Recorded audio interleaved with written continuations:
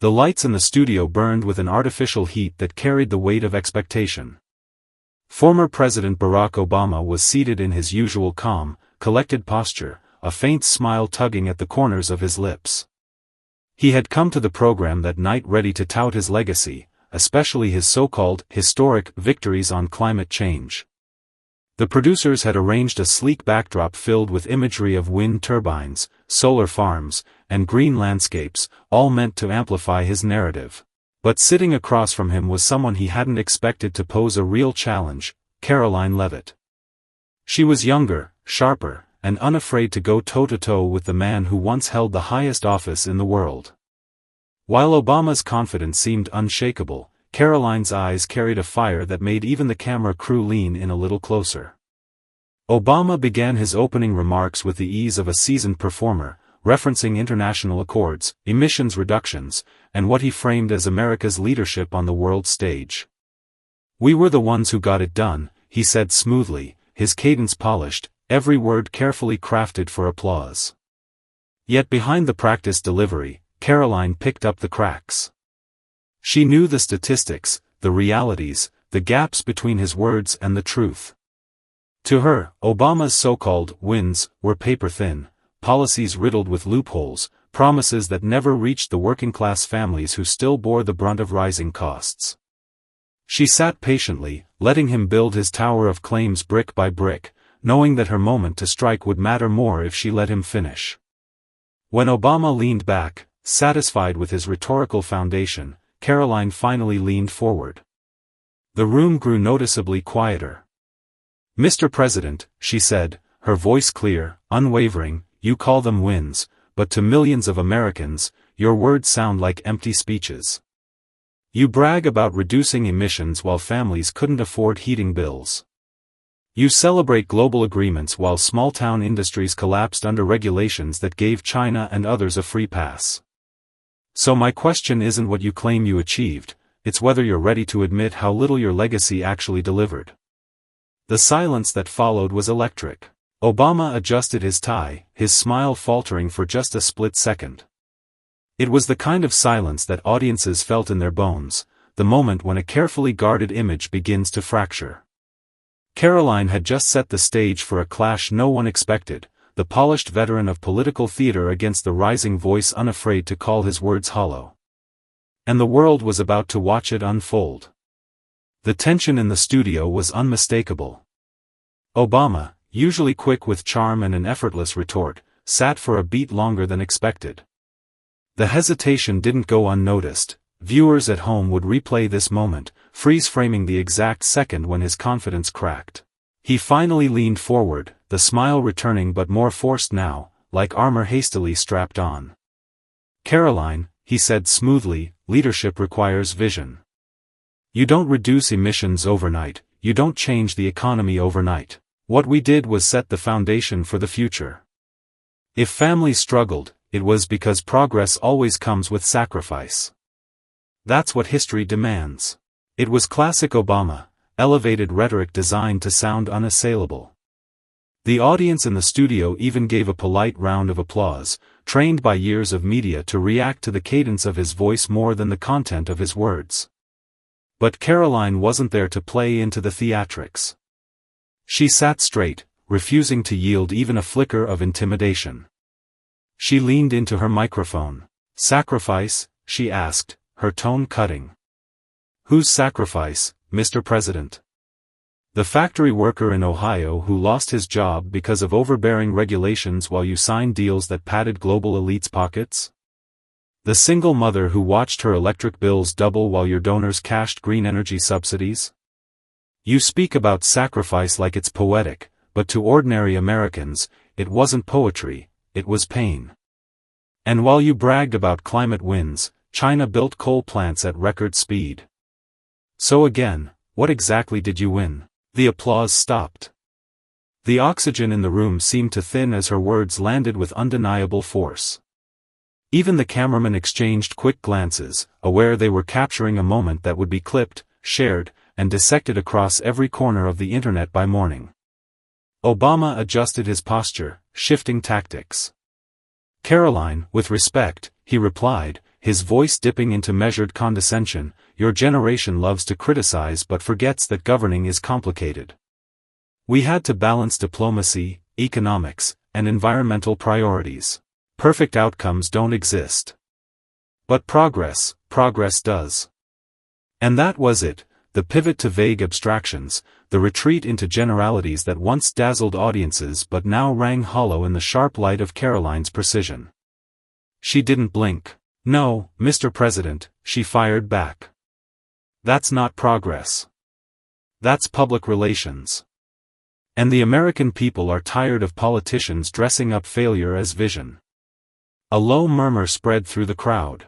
The balance of power on stage had shifted. Obama might still be the icon of polished rhetoric, but Karoline had pierced the surface, exposing the emptiness beneath. For the first time, the former president wasn't in control of the narrative. The exchange was no longer just a political sparring match, it was theater, and the audience could feel the gravity of it. Obama had built a career on controlling the tempo, on being the calm in the storm, the voice that could lull opponents into compliance. But tonight, Karoline wasn't bending to his rhythm. She was dismantling it piece by piece, refusing to let him retreat into lofty language or detached abstractions. "Public relations?" Obama repeated, forcing a chuckle that didn't quite land. "Karoline, let's be honest here. The world looked to America for leadership. My administration delivered global accords that your generation benefits from today. You stand here criticizing, but what alternative did you offer back then? None, because you weren't in the arena." The line was crafted to sting, an old trick, diminish the critic by dismissing their experience. Some of the audience gave a scattered clap, relieved to hear Obama punch back. But Karoline leaned in, her eyes unflinching, her voice cold and direct. "You're right, I wasn't in the arena back then," she said, pausing deliberately, letting the silence stretch. "But I am now, and I won't let you rewrite history. You call them global accords, I call them blank checks to foreign polluters while Americans footed the bill. You claim vision, I see negligence. Families didn't feel leadership, they felt betrayal. And the proof is in the air, emissions worldwide rose under your watch. That's not leadership, Mr. President, that's a photo op." The words landed like a hammer. The audience froze, not out of politeness this time, but out of shock. It was rare for anyone to go toe-to-toe with Obama in real time and refuse to be dazzled by his aura. Karoline had not only refused, she had flipped his strategy against him. Obama inhaled slowly, visibly recalibrating. His team backstage was no doubt frantically messaging producers, trying to steer the narrative. He leaned forward, a touch sharper now, his tone edging toward frustration. "It's easy to sit in judgment after the fact," he countered. "Leadership is about choices under pressure, not hindsight perfection. You think you could have done better? That's arrogance, not wisdom." Karoline didn't flinch. "No, Mr. President," she replied, her voice steady but cutting. "What's arrogant is telling struggling Americans that their pain was necessary while pretending it was progress. Leadership isn't measured by how many speeches you gave in Paris. It's measured by whether the people at home could still keep the lights on, still put food on the table, still trust their leaders. Under you, they couldn't." The crowd erupted, not with applause this time, but with an audible rumble of gasps, murmurs, and shuffling. Obama's carefully maintained image was cracking on live television, and Karoline was the one swinging the hammer. For a fleeting second, Barack Obama's trademark composure faltered. His eyes narrowed, his lips pressed tight, and the calm professor tone that once carried him through debates seemed to slip. The crowd could sense it, the great orator was searching for footing, and Karoline had made the floor uneven. He straightened in his chair, forcing a measured smile. "Karoline, politics isn't a sermon of absolutes," he began, tone clipped. "It's about trade-offs. Yes, not every policy was perfect. But I'll remind you, it's easy to throw darts from the gallery.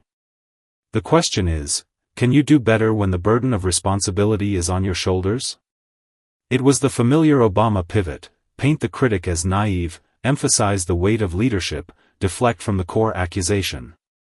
For years, this tactic had silenced opponents, re-establishing him as the seasoned adult in the room. But tonight, the effect didn't land. The audience had just seen him rattled, and Karoline wasn't about to let him reset the board. She leaned forward, eyes locked on him, her tone unwavering but laced with iron. "Mr. President, don't mistake my refusal to play along as naivete. Responsibility means telling the truth, not selling illusions. Responsibility means protecting your own people first, not lecturing the world while Americans lose faith at home.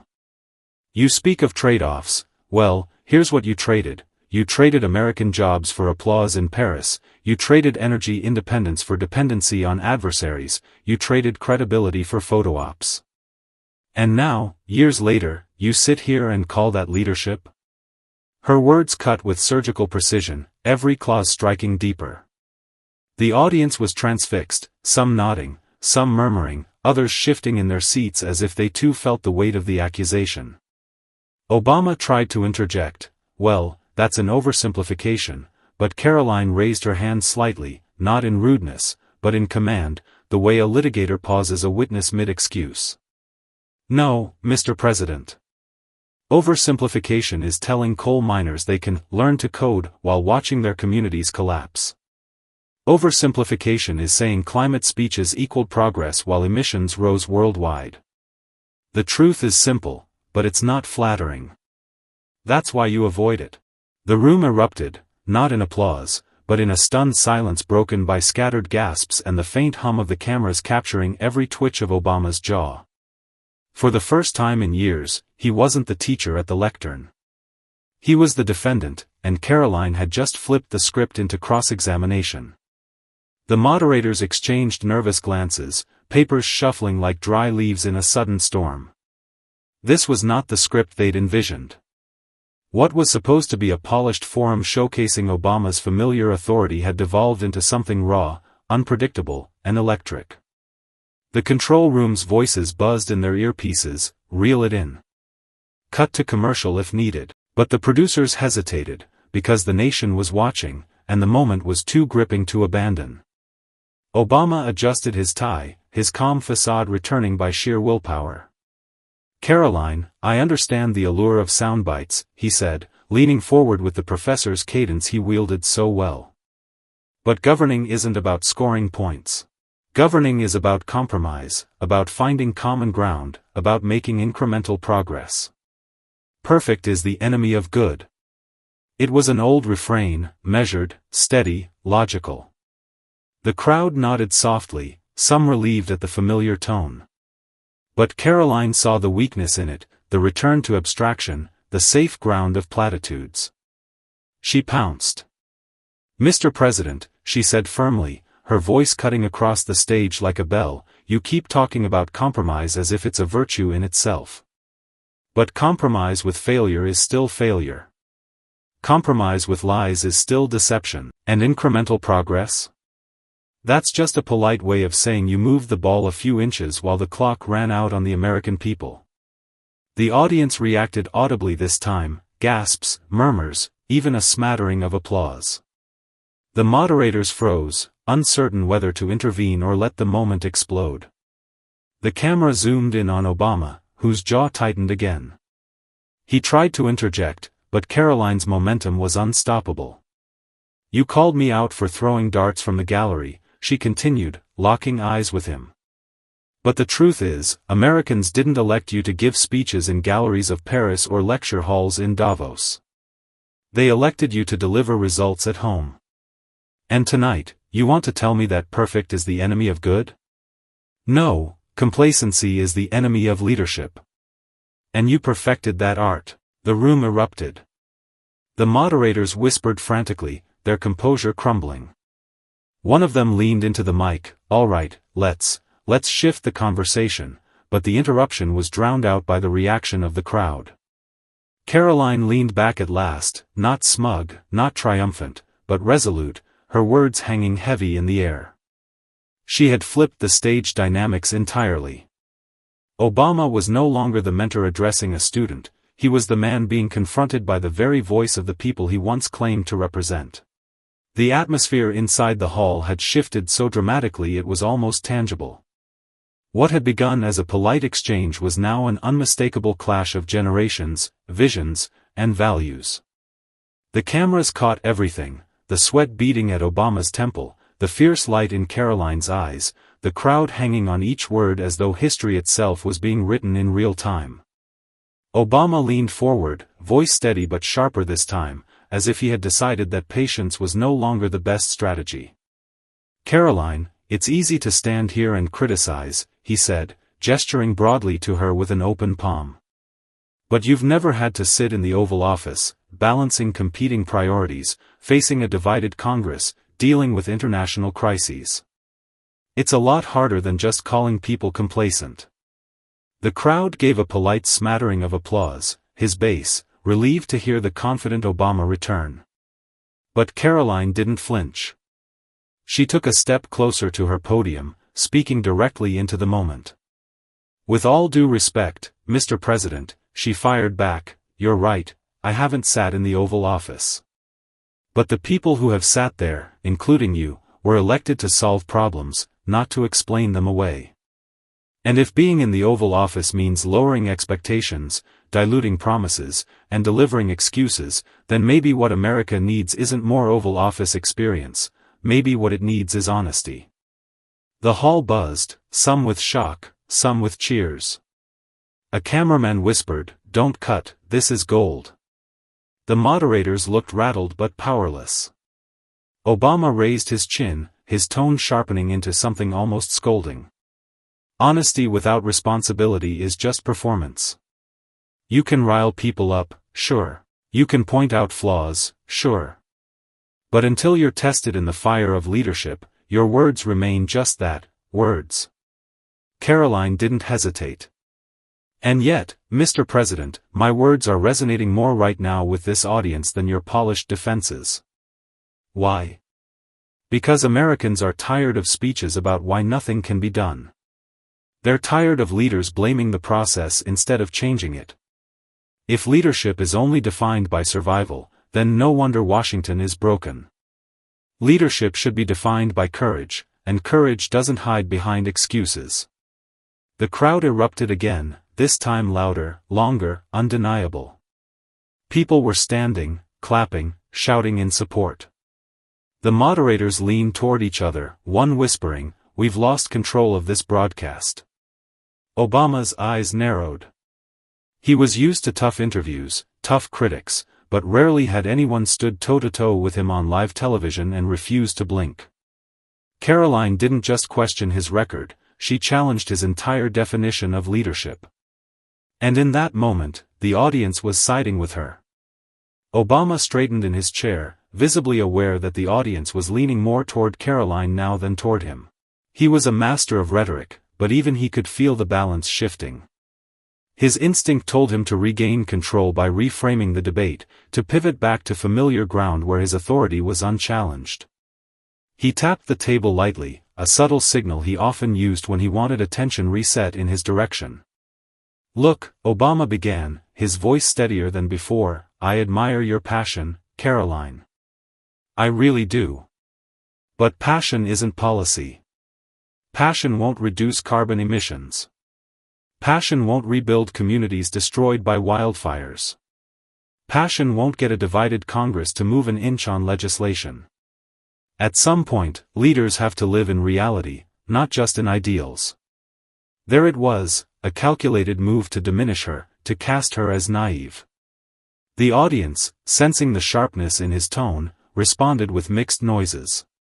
Some clapped, others booed. The tension thickened. Karoline leaned forward, her tone cool but cutting, every word sharpened with intent. "Mr. President, with all due respect, passion built this country. Passion ended slavery, passion fueled the women's suffrage movement, passion drove civil rights marches, and passion inspired countless Americans to demand a better nation. To dismiss passion as not reality is to ignore the very force that has always changed reality.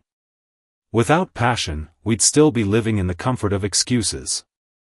The crowd exploded, cheers, whistles, even some chants of her name.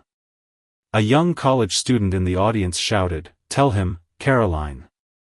The moderators scrambled to keep the program orderly, but it was too late. The atmosphere was electric and raw. Obama tightened his jaw, and his counterattack came quickly. And yet, without compromise, none of those movements would have become law. None of that passion would have mattered without leaders willing to take half a step when they couldn't get a full one. Idealists make noise, realists make progress. Karoline seized the opening. Her voice rose, but not in anger, in clarity. Realists make excuses. Idealists make history. Which one do you want to be remembered as, Mr. President? The man who spoke eloquently about change but left the hardest promises unfulfilled, or the man who dared to match his words with action? Because right now, the legacy looks like speeches, not solutions. The hall erupted again. Obama leaned back, silent for a beat too long. The cameras caught it, an image that would be replayed endlessly. Karoline on the offensive, Obama momentarily stalled, the audience roaring in approval of her challenge. She didn't stop there. And let me be very clear, this isn't about me versus you. This is about Americans who don't want to be told that nothing can change. This is about people who are tired of waiting for reality to catch up while their families struggle. They want leaders with courage, not excuses dressed as wisdom. And if passion scares the political elite, maybe it's because it threatens the comfort of complacency. The moment belonged entirely to her now. The camera zoomed in on Obama's face. His expression was measured, but the subtle narrowing of his eyes revealed what words couldn't hide. He felt cornered. He wasn't used to losing ground in front of a live national audience. The instinct that had carried him through decades of debates and interviews told him to pivot once more, to reclaim authority before the evening slipped fully into Karoline's hands. He adjusted his tie and leaned forward, speaking with a deliberate cadence. Karoline, you're right that passion matters. You're right that America is built on it. But when you stand here and accuse leaders like me of empty words, you ignore the thousands of lives we've touched through compromise, through incremental change. Leadership is about knowing when to fight and when to build consensus. If you don't understand that balance, then your words are just noise, loud, exciting, but ultimately unproductive. The line drew applause from part of the audience. Obama's supporters seized on it, relieved that he seemed to regain footing. But Karoline wasn't shaken. She allowed the clapping to wash over the hall, waiting until silence returned. Her pause was strategic, commanding. When she finally spoke, her tone carried the weight of inevitability. Noise, she repeated, tilting her head slightly. If standing up for Americans who are tired of broken promises is a noise, then maybe this country needs more of it. Because what you call consensus, people outside this studio call gridlock. What you call incremental progress, families call waiting another generation for justice that should have been delivered yesterday. The audience erupted, louder than before, chants beginning to ripple, Karoline. Karoline. The moderators shifted nervously, realizing this wasn't just a debate anymore, it was turning into a cultural flashpoint. Obama tried to cut in. You oversimplify complex. Karoline raised her hand sharply, not to silence him but to hold her ground. No, Mr. President. I clarify what politicians like you complicate. People don't need another decade of speeches about tomorrow. They need leadership that acts today. You're worried about being remembered as a realist. But let me tell you, realists rarely make history books. The ones who do are those who dared to be called dreamers, radicals, or even noisemakers. And that, sir, is the difference between managing decline and igniting revival. The word struck like thunder. Even those in the audience loyal to Obama fell silent, some exchanging glances that betrayed doubt.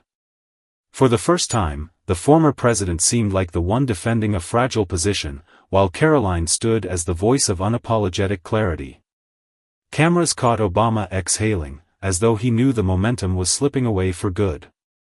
Karoline stood taller, every gesture signaling that this moment was hers. The broadcast, meant to showcase a clash of ideas, had instead become a referendum on legacy, and Karoline had just turned the verdict against one of America's most celebrated political figures. The energy in the room made it clear, this battle wasn't ending with applause. It was the spark of something larger. Obama leaned forward again, almost as if his body language could force authority back into the conversation. His voice steadied, the tone of a professor trying to reclaim a classroom. "Karoline, you speak with energy, I'll give you that. But history isn't written by those who shout the loudest. It's written by those who govern responsibly. It's easy to criticize from the sidelines. It's harder to sit in the Oval Office and make choices that balance ideals with realities." It was a polished line, one he had used countless times before, but tonight it fell flat. The words seemed recycled, drained of power. Karoline didn't flinch. She didn't even look impressed. Instead, she leaned slightly toward her microphone, the intensity in her eyes locking the entire audience in place. "Mr. President," she said slowly, "what you call responsible, the American people call excuses. You say history isn't written by those who shout the loudest. But maybe history isn't written at all when leaders get so tangled in excuses that nothing changes. You talk about realities. Well, the reality is families are working 2 jobs just to keep their lights on. The reality is communities are drowning in crime while politicians promise reform, someday. And the reality is young Americans don't believe in the system anymore, because every speech from leaders like you sounds like the last one, full of hope, short on action." The crowd reacted instantly. Some gasped, others applauded, but the overwhelming sense was that Karoline had just cut through the noise with a blade of truth. Even viewers at home could feel it, the shift from rhetoric to raw clarity. Obama opened his mouth, ready to interrupt, but Karoline raised her voice just enough to hold the stage. "Let's stop pretending this is about shouting. This is about daring to say out loud what millions are whispering at their kitchen tables every night. You may have sat in the Oval Office, but you left millions outside its doors. And now you want to tell me I'm too loud? Sir, my voice doesn't belong to me, it belongs to them." The hall shook with applause. A camera panned across the audience, young faces nodding, older ones clapping reluctantly, some even standing. Obama leaned back, visibly unsettled. His measured calm, once his greatest weapon, looked suddenly like detachment. Karoline pressed forward, her voice sharper now. "You called me noise. But maybe I'm the sound of a generation that's done waiting. Maybe I'm the voice of a people who don't want more speeches about tomorrow, they want leaders who will act today.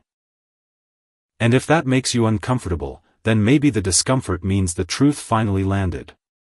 It was a direct strike, and for the first time that evening, Obama had no immediate retort. He looked down at his notes, then back at Karoline, his silence louder than anything he could have said. The moderators glanced nervously at one another, sensing they were no longer in control.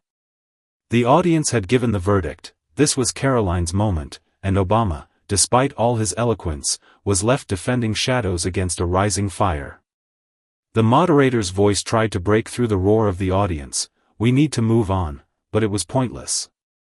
The cameras, the lights, the millions watching at home, they weren't moving anywhere. All eyes were locked on Karoline. Obama attempted a final pivot, forcing a smile as if to reclaim dignity. "At the end of the day," he said, "America moves forward when we focus on hope, not cynicism. That's what people need right now, hope." It should have landed as his signature note, the same hopeful cadence that carried him to victory years ago. But this time, it felt like a relic. The words hung in the air with no applause, no energy, no spark. The audience had already shifted. And Karoline knew it. She leaned in, her voice low at first, then rising like a tide. "Hope is powerful, Mr. President. But hope without honesty is empty. Hope without accountability is betrayal. You spent 8 years selling hope, and Americans are still waiting for the bill to be paid. They don't want recycled slogans. They want leaders who can look them in the eye and admit the system is broken, and then have the guts to fix it. The silence was deafening. Obama froze, his smile faltering. It wasn't just Karoline calling him out, it was the unspoken agreement in the room that her words rang truer than his. And then she delivered the line that would dominate every headline, every social media feed, every political conversation for weeks. You don't get to lecture this generation about hope, Mr. President. Because hope was your promise. And broken promises don't inspire, they haunt. The crowd erupted. Some jumped to their feet, clapping and cheering. Others shook their heads, stunned by the audacity. The moderators sat frozen, aware they had just witnessed the moment that would define the night, and possibly a political era. Obama glanced down at his notes, then up at Karoline. For the first time, he looked smaller, diminished not by insult but by truth. The camera zoomed in on Karoline's steady expression, calm, unflinching, resolute. The debate moved on, technically, but nothing afterward mattered. The narrative had already crystallized. Barack Obama, the man who once owned hope, had been stripped of it live, in front of the nation, by a young voice unwilling to back down. And as the broadcast cut to commercial, the hashtags were already trending, #broken promises, #Karoline versus Obama. And most viral of all, simply, hope haunts. In the end, Barack Obama stood on that stage reaching for his old magic, hope, change, inspiration. But Karoline Leavitt refused to be dazzled by the past. With calm precision, she tore through the glossy slogans and exposed the broken promises that still weigh on Americans today. She didn't just debate him, she stripped away the myth. The moment she said, "Broken promises don't inspire, they haunt," the nation felt it. One side of history closed, another opened. And in that silence, America realized, the torch had already passed.